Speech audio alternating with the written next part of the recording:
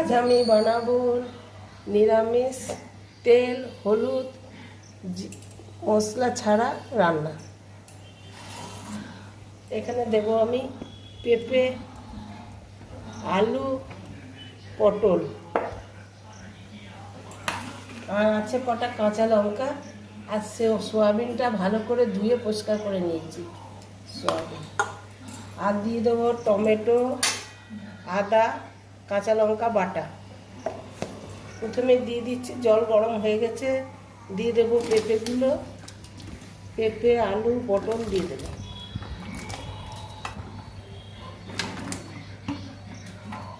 কটা কাঁচা লঙ্কা দিয়ে দিচ্ছি।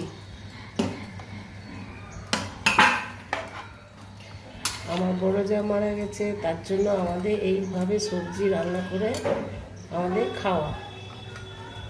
ওষুধের সময় আমাদের খাবারগুলো এই সব সেদ্ধ, তেল হলুদ ছাড়া, একেবারে নিরামিষ।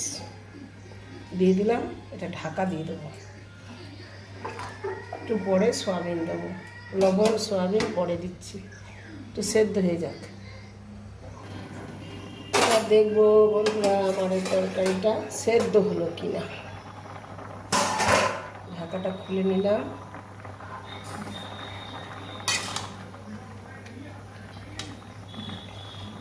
আলু সেদ্ধ হয়ে গেছে বন্ধুরা, পেঁপে সেদ্ধ হয়ে গেছে, আলু পটল সেদ্ধ হয়ে গেছে। গরমে হাত দিতে পারছি না।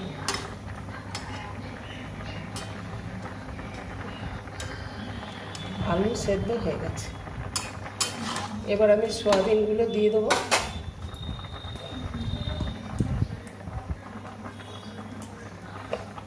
সোয়াবিনগুলো দিয়ে দিচ্ছি।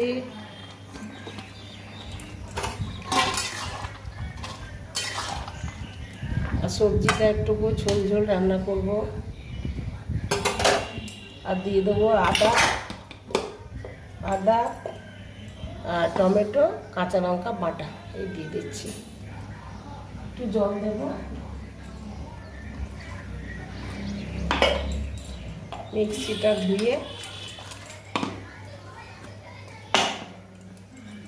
মিক্সিটা ধুয়ে সামান্য জল দিচ্ছি, কেননা একটু ঝোল ঝোল রান্না করতে হবে।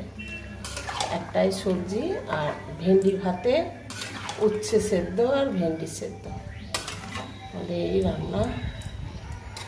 ভাত হয়ে গেছে, লবণটা দিতে পারি। দেবার মধ্যে দেব শুধু লবণ, 1 চামচ লবণ। খেয়ে দেখবো, তারপর আবার লাগলে দেব।